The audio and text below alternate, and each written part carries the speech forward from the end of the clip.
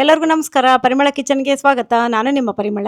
ಈಗ ತುಂಬಾ ಬೇಸಿಗೆಗಾಲ ಆಗಿರೋದ್ರಿಂದ ಸ್ವಲ್ಪ ಸಾಂಬಾರು, ಸಾರು ಎಲ್ಲ ತಿನ್ನಕ್ಕೆ ಸ್ವಲ್ಪ ಕಷ್ಟ ಆಗುತ್ತೆ.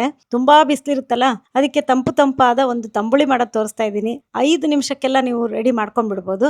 ಆರೋಗ್ಯಕ್ಕೂ ತುಂಬಾ ಒಳ್ಳೇದು. ಹಾಗಾದ್ರೆ ಬನ್ನಿ ರುಚಿಯಾದ ತಂಬುಳಿ ಮಾಡುವುದು ಹೇಗೆ ಅಂತ ಮಿಕ್ಸಿ ಜಾರಿಗೆ ಮೀಡಿಯಂ ಸೈಜ್ ಈರುಳ್ಳಿನ ಕಟ್ ಮಾಡಿ ಹಾಕೋತಾ ಇದ್ದೀನಿ. 2 ಹೋಳು ಬೆಳ್ಳುಳ್ಳಿ ಹಾಕೊಂಡಿದ್ದೀನಿ.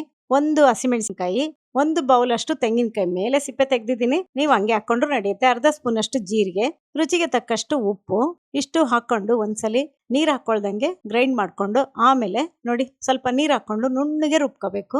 ಈ ತರ ರುಬ್ಕೊಂಡ್ರೆ ಸಾಕು. ಈಗ ರುಬ್ಬಿದ್ದನ್ನೆಲ್ಲ ಒಂದು ಬೌಲಿಗೆ ಹಾಕೋತಾ ಇದ್ದೀನಿ. ಇಷ್ಟ ಹಾಕೊಂಡ್ಮೇಲೆ ಅರ್ಧ ಲೀಟರ್ ಅಷ್ಟು ಮಜ್ಜಿಗೆ ಹಾಕೊಂತಾ ಇದ್ದೀನಿ. ಸ್ವಲ್ಪ ಇದು ನೀರಾಗೆ ಮಾಡ್ಕೋಬೇಕು. ಹಾಕೊಂಡು ಚೆನ್ನಾಗಿ ಕೈ ಆಡ್ಕೊಳ್ಳಿ. ಮಜ್ಜಿಗೆ ರುಬ್ಬಿರೋದು ಎಲ್ಲ ಚೆನ್ನಾಗಿ ಕೂಡ್ಬೇಕು, ಬೆರಿಬೇಕು. ಆ ತರ ಮಾಡ್ಕೊಂಡಾದ್ಮೇಲೆ ಈಗ ಇದಕ್ಕೆ ಒಂದೊಳ್ಳೆ ಒಗ್ಗರಣೆ ಕೊಡೋಣವಾ. ಅರ್ಧ ಸ್ಪೂನು ಎಣ್ಣೆ ಕಾಸಿದ್ದೀನಿ, ಅರ್ಧ ಸ್ಪೂನ್ ಸಾಸಿವೆ, ಅರ್ಧ ಸ್ಪೂನ್ ಜೀರಿಗೆ, 1 ಕಡ್ಡಿ ಕರ್ಬೇವಿನ ಸೊಪ್ಪು, ಇಷ್ಟು ಹಾಕೊಂಡು ಚೆನ್ನಾಗಿ ಫ್ರೈ ಮಾಡ್ಕೊಳ್ಳಿ. ಫ್ರೈ ಮಾಡ್ಕೊಂಡಿರೋ ಒಗ್ಗರಣೆನ ತಂಬುಳಿಗೆ ಹಾಕೊಂಡ್ಬಿಟ್ರೆ ನೋಡಿ ತಂಪಾದ ರುಚಿಯಾದ ಈರುಳ್ಳಿ ತಂಬುಳಿ ರೆಡಿ ಆಯ್ತು. ಈಗ ಬೇಸಿಗೆಗಾಲ ಆಗಿರೋದ್ರಿಂದ ಇದನ್ನೆಲ್ಲ ಮಾಡ್ಕೊಂಡು ತಿನ್ನಿ.